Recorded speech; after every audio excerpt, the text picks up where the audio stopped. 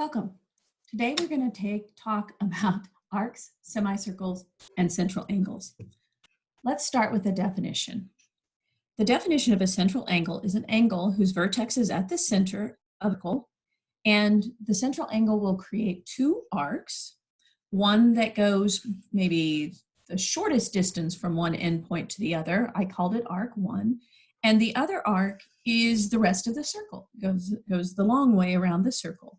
So in this case, this is our central angle. And the central angle and the arc that it creates have a special relationship that we're going to look at today.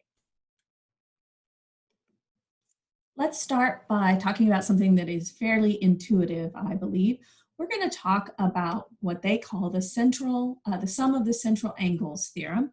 And basically what it says is that if you take all of the central angles in a circle and add them together, they should add up to 360 degrees. And I feel like that's something that we're comfortable with.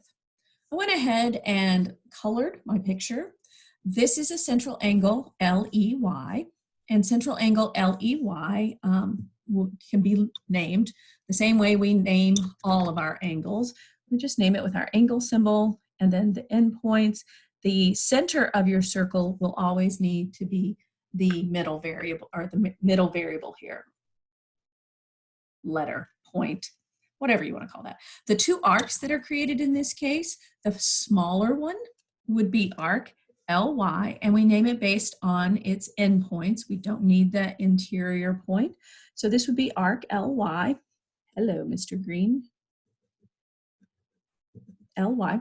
And we use an arc symbol above the two endpoints to show that it's an arc and a segment.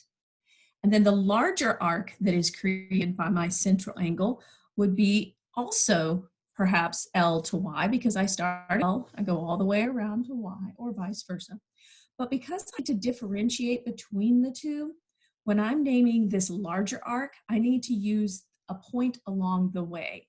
So I'm going to say that this big arc is LUY. Kind of like giving directions. You have to tell folks exactly which path to take. So I'm going to say I start at L, go through point U, and end up at Y. Whereas in this case, the smaller arc goes directly from point L to point Y without going through that other point. So that's just a nomenclature thing. Those two arcs have names. The first one, LY, arc LY, the green one, is called a minor arc because its measure is less than 180 degrees. And we talked about how we named it. The major arc, when I go more than halfway around the circle, therefore making it ambiguous as to where I'm going, I have to give it a third endpoint, which was the point I went through. And major arcs are those arcs that measure more than 180 degrees. And if I happen to have an arc that measures exactly 180 degrees, that is called a semicircle, and it is formed by the diameter of a circle. You will notice that even though this is in very small print right here, I have highlighted and given this little verbiage a significant arrow identifier, and that is because this is extremely important. Arcs can be measured by their corresponding central angle. That tells me that if my central angle is 110, my arc is 110. If my major arc is 250, then my larger central angle is 250 degrees. So that's an important thing to remember. All right, let's look at an example where we use this information. As I just said, we have a central angle here. In this case, my central angle is 110 degrees. And that's what they're asking for. It uses an angle symbol. I start at point P, I go to the vertex C, and then off to point M. So it's 110 degrees. By this statement, that tells me that arc PM is also 110 degrees. And then to find the measure of arc PNM, I'm going to take my whole circle, which I know is 360 degrees. I'm going to subtract out the measure of PM, and that should leave me with the measure of P and M. I need my little M there. All right, so algebraically, this says take 360, I subtract the 110, and I am left with 250 degrees. It's an arc and I'm measuring it. So this is 250 degrees. And so that's how we can use central angles to find the measure of different kinds of arcs. This is asking me to identify what kind of arc PM is, and I think we did that. It is less than 180. So that means, therefore, it is a minor arc. Pretty cool, huh? In example 3, I'm going to use the same strategies. I'm going to remember that all of the arcs of my circle add up to 360 degrees. The only arc whose measure I don't know is AB. I know that BC is 4 times the measure of AB. So I'm going to add all of these lovelies together and simplify this expression, and I should be able to solve for X. If I combine like terms, move constants aside, and leave my variable on the other side, I end up with 330. So X is equal to 33. Once I know the measure of X, I substitute in, and I can say, oh, AB, arc AB is 33 degrees. Therefore, angle AOB is also 33 degrees because we were told that corresponding arcs and corresponding central angles are congruent. To find the measure of BOC, I substitute in, and I'm going to just skip to the good part, which is the answers in this case. You can do that substitution yourself and check my work, which, as we know, is always a really good idea because Ms. Palmer can't add about half the time. So those are the values that I came up with for the measures of arcs and their corresponding central angles. Lastly, we're going to look, it's not last, but next we're going to look at example 4. Example 4 uses the same strategy as above. There's just a little less information given. There's some implied information. I know that the arc GF is going to be 90 degrees because I'm told that angle GCF is a 90-degree angle. It is a right angle, and all right angles measure 90 degrees. So that's helpful. The other thing I know is that GD is a diameter. Therefore, G through F to D is a semicircle measuring 180 degrees. Likewise, HE is also a semicircle. So from G to F to E will be 180 degrees, or conversely, FH through D to E would be 180 degrees. And then lastly, I'm going to draw your attention to the fact that these are 2 diameters. They intersect and create vertical angles. Therefore, these 2 angles are going to be congruent, and their corresponding arcs are also congruent. That's pretty handy to know. If I take one of the diameters plus HG and HD, that should give me the measure of, or give me an equation I can solve to find the measure of X, or to find the value of X. In this case, when I simplify my expression and combine like terms and solve for X, I learn that X is equal to 19.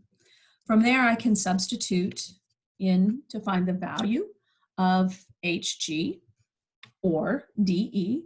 I can substitute 19 and find the value of arc HD, which it's actually asking for. 6 times 19 plus 28 comes out to 142 degrees. If I want to find the measure of EF, then I can combine the 90 degrees, or sorry, yes, the 90 degrees that I know here, plus 2 times 19, and those plus EF should add up to 180. Let me see where I can scribble this down for you. So I'm going to say that the measure of, and I'll do it in green. Yeah, that's not green. The measure of EF, I'm going to add to EF the 90 degrees for the measure of GF, and then I'm also going to add 2x, which is HG, and in this case that comes, oh, I don't even know what that is, 2 times 19, and all of that together should add up to 180. I do my algebra, simplify like terms, and I learn that the measure of EF is equal to 52 degrees. I'm going to label that over here. The last thing I'm asked to find is the measure of H to D, and then continuing on to F. So I'm going a large distance around my circle. So to find that, I'm going to say that HDF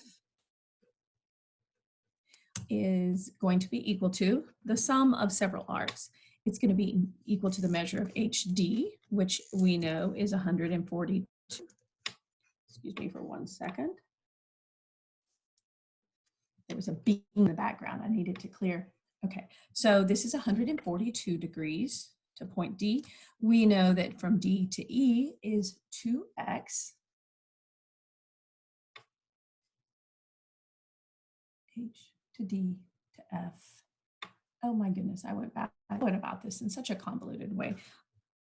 This is 2x. So I'm going to do 2 times 19. And then, so I've gone from H all the way to D, then to E, this was to E. And then finally, I need to go from E to F, which we know is 52 degrees. And when I sum all of those together, I end up with a measure of 128 degrees. And now we have discovered the measure of lots of minor arcs and a major arc. Let's look at example 5. There is a lot going on in this picture, let me just say. The very first thing I notice is that in this picture, or in this diagram, I have a right triangle. Why do I have a right triangle, you might ask? FD is tangent to circle O. That means that my radius and my tangent line are perpendicular. And when I recognize that, I see that there is a right triangle here that I have some information about. And I can solve this right triangle. I certainly can find the measure of angle X in this lovely triangle, right? If this is 38 degrees and this is 90 degrees, the triangle sum theorem, or the acute angles of a right triangle theorem, and choose one, they tell us that to find this measure, the measure of X, X when added to 38 is going to be equal to 90 degrees. And then from just a little simple subtraction gives me the value of X as being 52 degrees. That gives me angle EOD, which I think they are asking for somewhere, I'm not sure. Oh, it is this one. FOD, EOD are the same thing. So this one's 52 degrees. I tried to color code it ahead of time so I wouldn't be a bumbling idiot, but you never know. Arc ED is going to have the same measure as its central angle. So I know that this is 52 degrees as well. Haven't had to do too horrible much at this point. The next thing I'm going to try to find is, I'm going to try to find the measure of what I call Y, which is angle EOA or FOA, however you choose to look at it. I like Y because it's simpler to write. So it turns out I know the measure of all my other central angles, and I know all my central angles add up to 360 degrees. And so I'm gonna just write a sum statement. I can do that because now I know this measure, and I recognize they all add up to 360 degrees. I do a little bit of work in my head or on a calculator, and I end up with y is equal to 88 degrees. So I'm going to go ahead and label this. That tells me that arc AE is 88 degrees, and the measure of EOA is also 88 degrees because central angles and their arcs are congruent. From there, I can find the measure of, let's see, what else is it even asking? The measure of AB, we know, because we have this angle measure, we know arc AB is 45 degrees. To find arc from A to D, I can just add these two values. We know that this angle is 52 degrees plus 88 degrees, gives us a measure for the central angle, AOD, of 140. Therefore, its arc will be congruent. To find the arc AC, I'm going to sum or add 45 plus 90 degrees because this is a 90-degree angle. And that's going to tell me that this is 135 degrees for that arc. D is asking me for a major arc that goes from A through point D and around to C. Well, I already know that arc AD is 140 degrees, and I know from DT is 85 degrees. So when I add these, it should give me the measure of arc ADC, and that comes up to 225 degrees.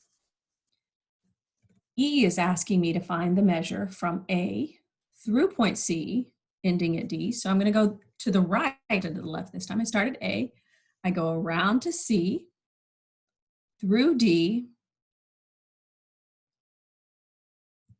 go through A, from A to C, sorry, I lost my train of thought, to D. So I'm going all the way around here. Well, I know, because we just calculated AC as being 135 degrees.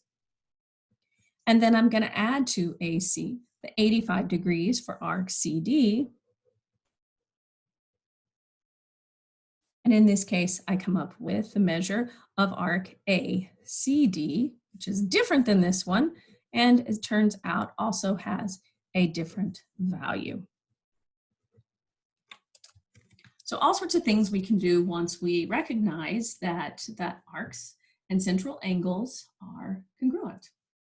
That's it for arcs. Stay tuned. We'll talk about chords next.